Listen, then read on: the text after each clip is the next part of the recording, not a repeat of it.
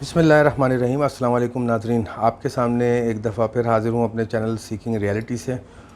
नाज़रीन, पिछली वीडियोस को देखते हुए हमें जो कमेंट्स आए और जो लोगों के फ़ीडबैक आए उसका बहुत बहुत शुक्रिया।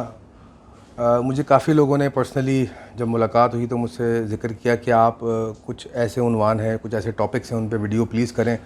ताकि लोगों की आगाही हो। जितने भी 2-4 लोग हमारी वीडियो को देखते हैं, हमारी नीयत ये होती है कि चाहे एक इंसान भी देखे, वो उसका शऊर बुलंद हो, उसको वो आगाही हो जो दूसरे चैनल्स पे और मीडिया में नहीं बताई जा रही। इस तरीके से आवाम का शऊर बुलंद हो जिसकी आवाम को अशद ज़रूरत है। तो टॉपिक्स पे हमसे बोला गया, तो उनमें से एक टॉपिक ये था कि जनाब ये मनी लॉन्ड्रिंग के बारे में बहुत कुछ सुनने में आया है पिछले दिनों, और उस पे केसेस चल रहे हैं, कोर्ट के अंदर कार्रवाई चल रही है, हियरिंग्स चल रही हैं। तो ये होता कैसे, मनी लॉन्ड्रिंग की कैसे गई है, जो पीछे केसेस के ऊपर बात हो रही है, प्रोसेस क्या होता है इसका। तो इस पे हम थोड़ी सी बात की लेते हैं। मनी लॉन्ड्रिंग बेसिकली मकसद जो होता है उसका, मनी लॉन्ड्रिंग का पर्पस जो होता है वही होता है कि आपका जो इल्लीगल कमाया हुआ पैसा है यहाँ पर, वो यहाँ से दूसरे मुल्क में ले जाके पार्क करना। पार्क करने का वर्ड इसलिए यूज़ होता है कि वहाँ ले आके पैसा ठहरा दिया जाता है, वहाँ पे प्रॉपर्टी की शक्ल में या एसेट्स की शक्ल में। अब ये पैसा आता कहाँ से है? उन लोगों के पास जो यहाँ से पैसा बाहर बेचते हैं, इल्लीगल पैसा। जब हम इसको इल्लीगल पैसा कह रहे हैं तो कॉमन सेंस की बात है कि ये वो पैसा है जो कि जायज़ तरीके से नहीं कमाया गया। तो जो ख़ासकर अगर हम रेफ़र करें, ज़्यादातर जो रेफ़र किया जाता है वो गवर्नमेंट इदारों को किया जाता है, गवर्नमेंट के लोगों को किया जाता है, या सियासतदानों को कहा जाता है कि इन्होंने इल्लीगल पैसा कमाया। सिर्फ़ ये पैसा, इल्लीगल पैसा सियासतदान नहीं कमाते, बड़े बड़े बिजनेसमैन भी होते हैं, बड़े बड़े कह लीजिए मीडिया के लोग भी होते हैं, बड़े बड़े जो भी असर व रसूख रखने वाले, कहीं भी पावर रखने वाले लोग होते हैं, वो इल्लीगल पैसा कमा सकते हैं, और वो कमाते हैं और वो उसको बाहर ले जाके पार्क करते हैं ताकि वो इस मुल्क में पकड़ में ना आ सकें। हर इंसान नहीं कमाता, ज़ाहिर बात है, जो पावर और असर व रसूख रखता हो। कुछ लोग ईमानदार भी हैं जिनको अल्लाह ने तौफीक दी है। लेकिन होता क्या है, अब जैसे मिसाल के तौर पर हम सियासतदानों को ले लें, तो अगर कोई शख्स मिनिस्टर है या एमएनए है या एमपी है, तो उसकी दस्तरस में बहुत पावर है। वो उस पावर का इस्तेमाल करके प्रोसेस को या गवर्नमेंट के निज़ाम को एक्सप्लॉइट करके, मिसयूज़ करके वो किक बैक्स लेता है, यानी कि रिश्वत का पैसा। फ़र्ज़ करें अगर मैं कोई एमएनए या मिनिस्टर हूँ, तो मेरे अंडर में आता है कोई मिनिस्ट्री, उस इदारे, उसके अंडर में कुछ इदारे आते हैं, और उस मिनिस्ट्री को ज़ाहिर बात है फेडरल गवर्नमेंट से सालाना बहुत अरबों रुपए का बजट मिलता है। तो जो भी उस मिनिस्ट्री के अंडर में मुझे प्रोजेक्ट्स या काम करवाने होंगे, मैं उन प्रोजेक्ट्स को इस तरह उसकी जो है बिडिंग करवाऊँगा, उसकी जो टेंडर खुलवाऊँगा। उसका एक पूरा तरीका होता है। टेंडर खुलने का जो तरीका होता है वो ये होता है कि आपको कम से कम 3 जो है वो बिडिंग आनी चाहिए, आपके 3 लोग जो हैं वो टेंडर में पार्टिसिपेट करें, तो वो टेंडर जो है खुलने के काबिल होता है, और जो सबसे कम कॉस्ट होगी उसको अलॉट होगा, और जो भी उनके पैरामीटर्स होते हैं। तो होता है कि जो लोग असर व रसूख रखते हैं, वो जब अखबार में इश्तिहार छपवाते हैं अपनी मिनिस्ट्री या अपने इदारे के अंडर में, तो वो वही सारी शराइत रखते हैं जो उनके पसंदीदा शख्स या ऑर्गेनाइजेशन को मीट करता हो, जिसके साथ उनकी सेटिंग हुई हुई होती है। तो उनकी वो शराइत पहले से तय हुई हुई होती हैं, उन्हीं शराइत को के ऊपर टेंडर खुलवाते हैं, टेंडर शाया करते हैं अखबार के अंदर। और जो उनकी अपनी जान पहचान की या अपनी रिश्तेदारों की ऑर्गेनाइजेशन होती है, जिससे सेटिंग हुई हुई होती है, वो ऑर्गेनाइजेशन उन्हीं रिक्वायरमेंट को पूरा करते हुए टेंडर का बिल कहती है, टेंडर में पार्टिसिपेट करती है। और जो बाकी मिनिमम 2 चाहिए होते हैं, वो कभी कभी खुद ही अपनी कंपनियां बना के, फेक कंपनियां बना के उसमें पार्टिसिपेट करवा दिया जाता है, या अगर कोई जेन्युइन कॉम्पिटिटर आ रहा है काम करने वाला, तो उसको जो है उन पॉइंट्स पे मात दी जाती है जिन पॉइंट्स पे उन्होंने वो टेंडर इशू किया होता है। तो उनकी जो पसंदीदा कंपनी होती है वो टेंडर में पार्टिसिपेट करती है, उसके नाम पे टेंडर खुल जाता है। वो टेंडर में उसने अपने रिश्वत के पैसे भी शामिल किए होते हैं। फ़र्ज़ करें अगर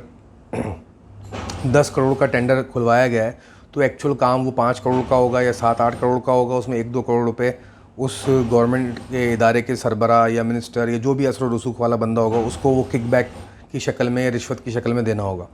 तो उसको 10 करोड़ का टेंडर अप्रूव होगा, वो 7-8 करोड़ का काम करेगा, 2 करोड़ रुपये निकाल के उसको कैश में मनी देगा। अब ये जो कैश इल्लीगल या रिश्वत का पैसा, कमाया हुआ पैसा है, ये जो भी कोई मिनिस्टर है, एमपी, एमएनए या कोई बड़ी पोस्ट का इंसान है, वो डिस्क्लोज़ तो नहीं कर सकता ऑफिशियली एफबीआर को या पब्लिकली कि ये पैसा मेरे पास कहाँ से आया। तो होता ये है कि वो पैसा जो है वो उनसे कैश की शक्ल में लेते हैं और यहाँ से मनी लॉन्ड्रिंग करते हैं, यहाँ से इस पैसे को ट्रांसफ़र करते हैं दूसरे ममालिक में, जहाँ पर टैक्स हेवन्स कहते हैं जिनको। यहाँ पे कोई कोई रिस्ट्रिक्शन नहीं होती, वहाँ छूट दी गई होती है कि आप किसी भी किस्म का पैसा ला सकते हैं। जिसका फेवरेबल तरीन मुल्क जो पिछले सालों में रहा है वो यूएई रहा है। वहाँ पे इतनी पूछगछ नहीं होती, आप हवाले हुंडी के ज़रिए, मनी लॉन्ड्रिंग, किसी भी तरीके से पैसा आप यहाँ पे लाएं और आप उसकी प्रॉपर्टी इन्वेस्ट कर सकते हैं। आपसे कुछ नहीं पूछा जाएगा, बस आप 1-2% टैक्स दे दीजिए या 5% दे दीजिए। तो वो पैसा जो है, जिन कंपनियों को उन्होंने टेंडर दिए होते हैं उनसे वो पैसा कहते हैं कि हमें आप ये पैसा हमें या तो हवाला करके दुबई में दे दीजिए या पनामा में दे दीजिए या स्विट्ज़रलैंड में दे दीजिए, या उनसे वो कैश पैसा लेके अपने ट्रस्टेबल लोग जो उनके भरोसे के लोग होते हैं उनके ज़रिए वो पैसा वहाँ पहुँचवाया जाता है। अब ये मनी लॉन्ड्रिंग का जो किस्सा होता है, इसमें हुआ क्या है, इस पे जिस भी पार्टी पे इल्ज़ाम दिया जा रहा है, हम किसी पार्टी को फेवर या उसके अगेंस्ट बात नहीं करेंगे, ना हम किसी का नाम लेंगे। आपको जो समझना है जिस पार्टी पे रख के समझ लीजिए, हम आपको प्रोसेस समझा देंगे। तो हुआ ये कि पिछले 8-10 साल में जितना भी इल्लीगल पैसा था, जो कि अरबों रुपए था, जो एक तरीका हमने आपको बताया, और भी 10 तरीके हैं कमाने के, उन तरीक़ों से कमाया गया, या कमाया तो नहीं कहेंगे उसको, कमाई का तो नहीं होता, वो कह लीजिए हासिल किया गया। तो अब उनको उस पैसे को यहाँ से बाहर निकालना था पाकिस्तान से, और ऐसी जगह जाके पार्क करना था जहाँ पे वो उसको सेफ़ एंड सिक्योर रख सकें और आगे आने वाले वक्त में इस्तेमाल कर सकें। तो उन लोगों ने 4 चैनल्स का इस्तेमाल किया बेसिकली उस पैसे को मनी लॉन्डर करने में पाकिस्तान से। पहला चैनल तो ये था कि सिंपल जो हवाले हुंडी वाले लोग होते हैं, मनी एक्सचेंजर्स जितने भी होते हैं, वो हवाले हुंडी का काम भी कर रहे होते हैं, और भी नेटवर्क्स काम कर रहे हैं कि ये पैसा जो है ज़बानी भरोसे के ऊपर यहाँ से पैसा वहाँ पहुँचा दिया जाता है। मिसाल के तौर पर मुझे अगर दुबई में 1 करोड़ रुपए यहाँ से भिजवाना है, तो मैं हवाले वाले से बोलूँगा कि जी ये पैसा मुझे दुबई में चाहिए दरहम्स के अंदर तो वो मुझे धर्म का रेट देगा, जो भी ऊंच नीच रेट होगा, उतने रेट के ऊपर जो इतने धर्म बनते हैं वो धर्म मेरे बंदे को वहाँ पे दुबई में पहुँचा देगा, और मैं उसको 1 करोड़ रुपए यहाँ पे कैश में पाकिस्तानी रुपीज़ में दे दूँगा। तो एक तो ये तरीका हुआ हवाले से पैसे लॉन्डर करने का, मनी लॉन्ड्रिंग करने का। तो जैसे एक तरीका ये था, एक तरीका ये कि ये मॉडल एक साहिबा पकड़ी गई थी, अयान अली, तो उनके ज़रिए जो है पैसा यहाँ से लॉन्डर किया जा रहा था। उसका वो प्रोसेस ये होता है कि क्योंकि जो लोग पैसा भिजवा रहे होते हैं वो असर रसूख रखते हैं, वो गवर्नमेंट की बड़ी पोस्टों पे होते हैं, तो वो उनके ज़ेर असर जो है वो जो एयरपोर्ट सिक्योरिटी फोर्सेस होती है उनको, उनके भी कह लीजिए ड्यूटीज़ में शामिल होता है, उनको प्रोटोकॉल दें, और वो जिस शख्स को बोल दें कि इसको आपने प्रोटोकॉल देना है तो वो उसकी चेकिंग वगैरह नहीं होती। तो होता ये था कि जी उनके बैग में डॉलर्स वगैरह भरे हुए हैं और वो एक कॉल के ऊपर प्रोटोकॉल में डायरेक्ट जहाज़ में जाके बैठ रही हैं, कोई चेकिंग नहीं हो रही, और वो पैसा सारा जो है वहाँ उतर के डिलीवर हो रहा है। तो इस तरह की एक नहीं कई मॉडल्स, और कई लड़के भी, मर्द हजरात भी, और गवर्नमेंट के ऑफिशियल जो हायर पोस्ट पे हैं उनके भी बैग्स वगैरह चेक नहीं होते एयरपोर्ट के ऊपर, यूजुअली इंटरनेशनल फ़्लाइट में और लोकल फ़्लाइट्स में, तो वो भी इस तरह लेके जाया करते थे। दूसरा तरीका ये था। तीसरा तरीका, जो जब ये दोनों तरीके फ़ेल होने लगे और जब इनकी पकड़ धकड़ होने लगी, FIA ने मनी एक्सचेंजर्स पे छापे मारना शुरू किया और इस नेटवर्क को क्रैक करना शुरू किया, जब मॉडल्स इस तरह पकड़े जाने लगी और ये बात पब्लिकली एक्सपोज हो गई, तो तीसरा तरीका जो उन्होंने लोगों ने इस्तेमाल किया वो था लॉन्च के ज़रिए पैसा जो है भिजवाना। अब ये तरीका इस तरह काम करता है कि जितना भी समंदरी हमारा इलाका है, फ़िशरीज़ का इलाका है, जहाँ पे मछेरे जितने भी हैं, मछेरे हमारे भाई वो वहाँ पे फ़िशिंग करते हैं, तो उनकी एक अपनी एक सोसाइटी है, एक अपनी एक एसोसिएशन है, उनकी एक कम्युनिटी है तो उस कम्युनिटी को कुछ लोग लीड करते हैं, और उस कम्युनिटी के साथ जो फ़िशरीज़ का इदारा है हमारा, जो पाकिस्तान की फ़िशिंग कम्युनिटी को रिप्रेजेंट करता है और फ़िशरीज़ की एक्सपोर्ट को देखता है, तो वो लांचों के ज़रिए दुबई वगैरह भी माल लेके जाते हैं, फ़िशेज़ लेके जाते हैं अपना, या कुछ होता है मछेरे फ़िशिंग करते करते समंदर में आगे निकल जाते हैं, तो उसमें पर इतना स्ट्रिक्ट चेक नहीं होता। तो जो फ़िशरीज़ के जो करता धरता हैं, चेयरमैन हैं उस इदारे के, उनको अपने साथ मिलाना या उस जगह पर ऐसा बंदा लगाना जो उनका अपना हो, और फिर उसके ज़ेरे निगरानी ये सारा पैसा यहाँ से दुबई लॉन्च के ज़रिए लेके जाना। एक तरीका तो ये फॉलो हो रहा था। जब ये तरीका भी पकड़ा जाने लगा या ये भी एक्सपोज होने लगा, तो चौथे तरीके पे कार्रवाई शुरू हुई। चौथा तरीका ये था कि जनाब एक पूरा बैंक ख़रीद लिया जाए, क्योंकि अरबों रुपए ऑलरेडी ऐसे लोगों के पास थे, उनकी असर रसूख थी, दस्तरस थी, तो पूरा एक बैंक ही बना लिया जाए, और उस बैंक के अंदर मैनेजर्स और CEOs जो होते हैं, अपने हायर लेवल की जो मैनेजमेंट है उसको, वो भी इनके अपने मनपसंद बंदे थे, और वो लोग जो हैं फ़ेक अकाउंट्स बनाए, दूध वाला, लस्सी वाला, और क्या गोले गंडे वाला, और फ्रूट वाला, ऐसे गरीब गुरबा लोग जिनको पता ही नहीं होता बैंक क्या है, बैंकिंग क्या है, जो अंगूठा लगाना भी नहीं जानते, उनके ID कार्ड्स आराम से हासिल हो जाते हैं किसी भी बहाने उन ID कार्ड्स के ऊपर अकाउंट खोले गए, उनके फेक सिग्नेचर और अकाउंट रन किए गए। ज़ाहिर बात है मैनेजर और जो मैनेजमेंट लेवल के बंदों के इन्वॉल्व हुए बगैर ये काम नहीं हो सकता, और उन अकाउंट्स में करोड़ों रुपए, अरबों रुपए डाले गए खामोशी से, और ऑफिशियल ट्रांसफ़र के ज़रिए, बैंक टू बैंक ट्रांसफ़र के ज़रिए दुबई पहुंचाया गया। जब ये चीज़ भी इंतहा से ज़्यादा बढ़ गई तो फिर ये क्रैकडाउन हुआ और ये तरीका भी पकड़ा गया। सिर्फ ये 4 तरीके नहीं जिससे मनी लॉन्ड्रिंग की गई, लेकिन ये मेन 4 तरीके जो फॉलो हो रहे थे पाकिस्तान से मनी लॉन्ड्रिंग करने के लिए, वो ये थे। इसके अलावा जो आम आवाम होती है, जो घरेलू लोग होते हैं, अपने पैसे यहाँ से दुबई भिजवा रहे हैं, दुबई से यहाँ घर वालों के लिए अपनी तनख्वाह के पैसे भिजवा रहे हैं, वो भी हवाले हुंडी का इस्तेमाल करते हैं, लेकिन वो एज सच मनी लॉन्ड्रिंग में नहीं आता। वो जो ऑफिशियल चैनल होता है वो उसको स्किप कर रहे होते हैं, मनी लॉन्ड्रिंग का चैनल यूज़ कर रहे होते हैं, या कह लीजिए हवाले हुंडी का चैनल यूज़ कर रहे होते हैं। तो उनको मैं इस जगह काउंट नहीं करूँगा, वो एक अलग डिबेट है। लेकिन जो भी इल्लीगल पैसा कमाया हुआ हो या गलत ज़राए से पैसा कमाया हुआ हो, किक बैक का पैसा हो, रिश्वत का पैसा हो, वो जब ट्रांसफ़र होता है तो उसको मनी लॉन्ड्रिंग का नाम दिया जाता है। और ये पैसा सिर्फ दुबई में पार्क नहीं हुआ, ये पूरी दुनिया में, स्विट्ज़रलैंड में, पनामा में, ब्राज़ीलियन कंट्रीज़ में, क्यूबा में, मैक्सिको में, ऑस्ट्रेलिया में, फार ईस्टर्न कंट्रीज़, थाईलैंड के अंदर, जापान के अंदर, ये पूरी दुनिया में पार्क हुआ। और इसमें सिर्फ गवर्नमेंट के, तो हमने आपको मिसाल देकर समझाया कि गवर्नमेंट के जो बड़े बड़े ऑफिशियल थे उन्होंने ये काम भी किया, लेकिन उसके अलावा जो बड़े बड़े हमारे बिजनेसमैन हैं जो प्रॉफिट्स कमाते हैं, फ़र्ज़ करें कि मैं साल का जो है 1 अरब रुपए प्रॉफिट कमा रहा हूँ अपने कारोबार से, जो मैं प्रॉपर कारोबार कर रहा हूँ, लेकिन 1 अरब रुपए का 35% मुझे कॉर्पोरेट टैक्स देना पड़ रहा है गवर्नमेंट को। तो 1 अरब रुपए अगर मेरा मुनाफा है तो 35 करोड़ रुपए आप इमेजिन कीजिए मेरी कंपनी जो है वो गवर्नमेंट को पे करे। तो बिज़नेसमैनों को ये चीज़ खलती है कि भाई हम इतना टैक्स दे रहे हैं और हमें वापसी में क्या मिल रहा है गवर्नमेंट से, उनका ये आर्ग्यूमेंट होता है। तो वो कहते हैं कि हम टैक्स इवेजन करेंगे, टैक्स को बचाएंगे। तो वो अपने डॉक्यूमेंट्स में अपनी सेल को इतना कम दिखाते हैं, अनऑफिशियल सेल दिखाते हैं। तो 1 अरब का प्रॉफिट है तो शो अप करेंगे 35 करोड़ का प्रॉफिट या 40 करोड़ का प्रॉफिट, उसका 1-2 करोड़ रुपये टैक्स दे देंगे। बाकी का जो प्रॉफिट उन्होंने शो नहीं किया उसके ऊपर जो टैक्स बनता था वो 25-30 करोड़ रुपये सोचिए आप उनको बच जाएगा। अब वो पैसा क्योंकि उन्होंने ऑफिशियली शो नहीं किया और वो उनकी बुक्स में नहीं आया और वो डिस्क्लोज़ नहीं कर सकते, तो अब उनको इस पैसे को कहीं ना कहीं सेव करना है। उससे वो प्रॉपर्टी भी नहीं खरीद सकते थे पाकिस्तान में, तो वो क्या करते हैं कि उसको पार्क कर दिया जाता है दूसरे ममालिक में जाके। मैंने ऑस्ट्रेलिया में कोई प्रॉपर्टी ख़रीद ली हवाले के ज़रिए, कैश में छोटी छोटी प्रॉपर्टीज़ खरीद ली, या अब मेरा कोई बंदा ऑस्ट्रेलिया में, मेरा दोस्त है, मेरा कोई रिश्तेदार है, कज़न वगैरह है, ब्लड रिलेटिव है दूर का, वो ट्रस्टेबल है, तो उसके नाम पर मैंने प्रॉपर्टीज़ ख़रीद ली। पहले सबसे पहले ये एक नया लेवल अचीव किया था करप्शन ने। इस सबसे पहले क्या होता था कि जितने भी लोग हैं जो करप्शन करते हैं, चाहे वो गवर्नमेंट के किसी इदारे में हों, किसी पोस्ट पे हों, चाहे वो बिजनेसमैन हों, चाहे वो मीडिया के लोग हों, तो वो करते ये थे कि वो अपने रिश्तेदारों, बीवी के नाम, वालदा के नाम, भाई के नाम, भाई के बच्चों के नाम, दोस्त अहबाब के नाम, क्योंकि आप ब्लड रिलेटिव के नाम पे लेंगे तो फिर वो जब आपका सेंट्रल डेटाबेस बन गया पाकिस्तान का, नादरा का, तो वो भी पकड़े जाने लगे कि मैंने अपने एक बंदे के आईडी कार्ड का नंबर डाला और उसकी सारी ट्री को निकाल लिया, यानी कि उसके फैमिली मेम्बर्स और उसके रिश्तेदार कौन कौन है, किसके नाम पे कितना पैसा आ रहा है, और उसको क्रॉस चेक कर लिया कि ये बंदा तो बज़ाहिर ही काम इतना बड़ा कोई कारोबार करता नहीं, उसके नाम पे इतनी बड़ी बड़ी प्रॉपर्टीज़ क्यों आ रही है, तो डेफिनेटली वो जो करप्शन वाला बंदा है वो सपोर्ट कर रहा है। तो इसके बाद क्या होने लगा कि जनाब आप ब्लड रिलेटिव के नाम पे प्रॉपर्टी ना बनाएं, ऐसे ट्रस्टवर्दी लोग हों जो आपके दोस्त अहबाब हों लेकिन ब्लड रिलेटिव ना हो, उनको आपने अपना सारी फाइनेंशियल मैनेजमेंट दी हुई है। ये लोग कहलाते हैं फ्रंट मैन या इकोनॉमिक हिट मैन टाइप के लोग या फ्रंट मैन टाइप के लोग, कि जितना भी माशी मामलात हैं वो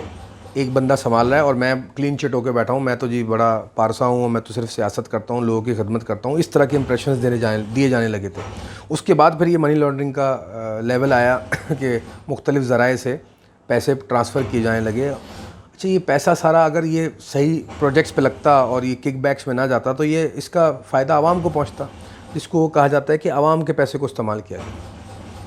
अब होता क्या है, ये इस तरह तो ये मनी लॉन्ड्रिंग काम करती है, लेकिन जब इन पे केसेस किए जाते हैं, इन हुक्मरानों पर, इन लोगों पर कि आप पे मनी लॉन्ड्रिंग का इल्ज़ाम है,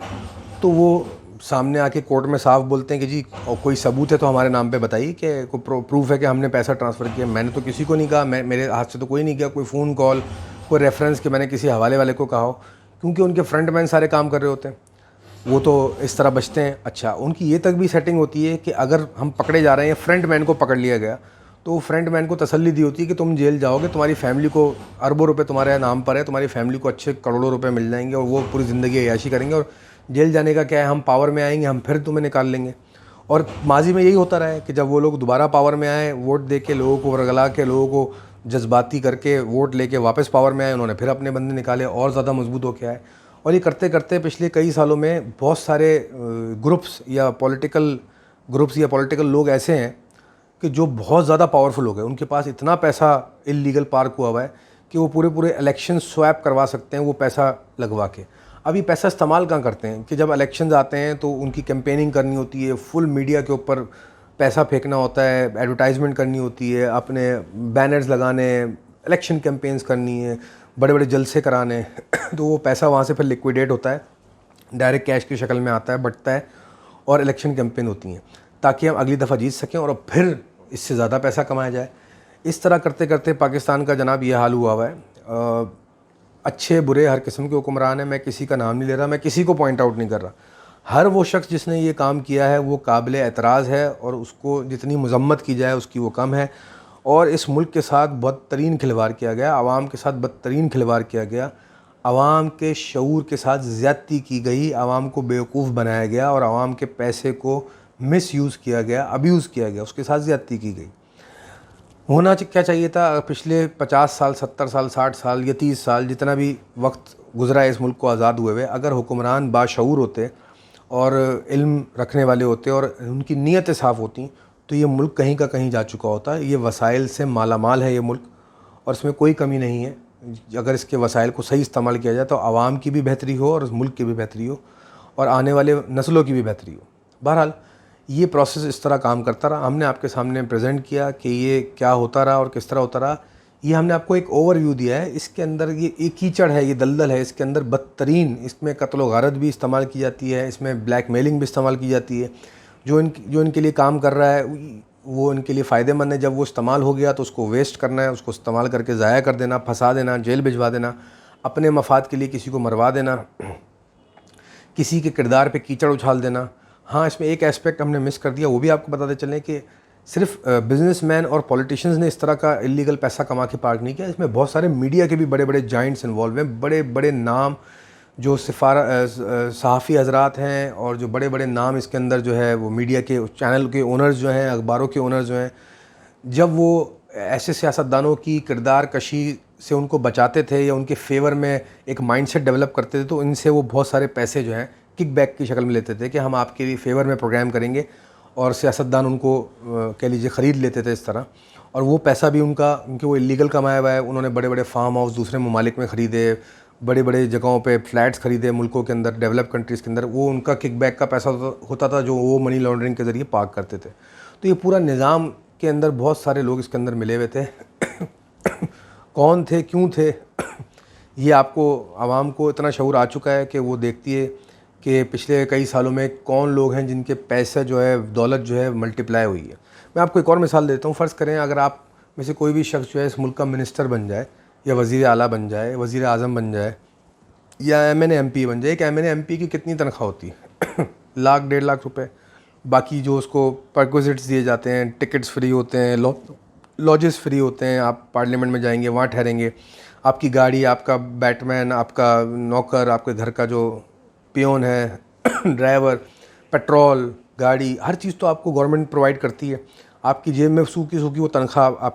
आपके ऐसे क्या ज़रूरियात हैं जिनको आप पूरा नहीं कर सकते। तो अगर एक ईमानदार इंसान हो जो अपने बलबूते पे पैसा कमा रहा हो तो उसके लिए तनख्वाह मैं कह रहा हूँ बहुत ज़्यादा है, एक अच्छी सादी ज़िंदगी गुजार रहा हो और इतनी लवाजमात के साथ। लेकिन फिर भी लोगों के पास लैंड क्रूज़रें, कई कई हज़ार, 100 एकड़ ज़मीनें, कई कई बंगले, प्लॉट्स, गाड़ियाँ महंगी से कई कई करोड़ रुपए की गाड़ियाँ इस्तेमाल कर रहे हैं, कई कई हज़ार गज़ के घर बन रहे हैं। तो ये कहाँ से आ रहा था? ये वही लोग हैं जिनकी नीयतें जो हैं उनमें फतूर है, जिनका खुदा पैसा बन चुका था, ताकत बन चुकी थी और है आज भी। तो वो लोग जो है आवाम का पैसा खाते हैं। एक अगर बाशऊर हुक्मरान हो, ईमानदार हुक्मरान हो, सादा तबीयत हुक्मरान हो, जो अल्लाह से खौफ रखता हो तो और इंसानियत की खिदमत करना चाहता हो, तो वो दिन दुगनी रात चौगनी माली तरक्की करता हुआ आपको नज़र नहीं आएगा, बल्कि वो तो जो उसको मिल रहा होगा वो भी आवाम की खिदमत में लगा देगा, क्योंकि उसकी नीयत खालिसतन इंसान की खिदमत करनी होगी। लेकिन नहीं, हमारे जो गवर्नमेंट इदारे हैं, हमारी जो गवर्नमेंट का निज़ाम है, हमारा मीडिया का निज़ाम है, हमारा बिज़नेस कम्युनिटी है, हमारी जो दूसरी बहुत सारे इदारे ऐसे हैं मुल्क के, उनके अंदर इवन सो के बहुत सारे इदारों के जो इदारे हमारे सिक्योरिटी के इदारे होते हैं उनमें भी कई हद तक करप्शन पाई गई। तो बहरहाल गलत इंसान किसी भी इदारे में हो, कहीं भी हो, वो गलत कहलाने का हामिल होता है, और जो सही इंसान हो वो कहीं भी बैठा हो, वो कीचड़ में भी बैठा हो, वो सही, उसका जो ईमानदारी होगी वो नज़र आएगी। हम अपनी वीडियो का इख्तिताम बहादुर शाह ज़फ़र के एक शेर पे करना चाहूँगा, जो अगर हमारे हुक्मरानों को समझ में आ जाए, हमारे एलीट को समझ में आ जाए, उन लोगों को जिनके पास पावर है, तो शायद इस मुल्क की बेहतरी हो जाए। बहादुर शाह ज़फ़र ने अपने आखिरी वक्तों में एक शेर फरमाया, जिसका मफ़हूम ऐसा है, अल्फाज में कमी बेशी हो तो माफ़ फरमा दीजिएगा, कि ज़फ़र आदमी उसको हरगिज़ न जानिएगा, ज़फ़र आदमी उसको हरगिज़ न जानिएगा, ख्वाह वो कितना भी हो साहिब फ़हम ज़का, जिसको ऐश में याद खुदा ना रही और तैश में खौफ खुदा ना रहा। तो उम्मीद है इस वीडियो से आपको आगाही मिली हो, आपका शऊर बुलंद हुआ हो। अगर आपको हमारी वीडियो पसंद आए और आपके लिए मुफीद साबित हो, हमारे चैनल को सब्सक्राइब करें, वीडियो को लाइक करें, बेल आइकन को क्लिक कीजिए ताकि हमें ज़्यादा से ज़्यादा पज़ीराई मिले। अल्लाह आपका हामी व नासिर हो। अस्सलामु अलैकुम।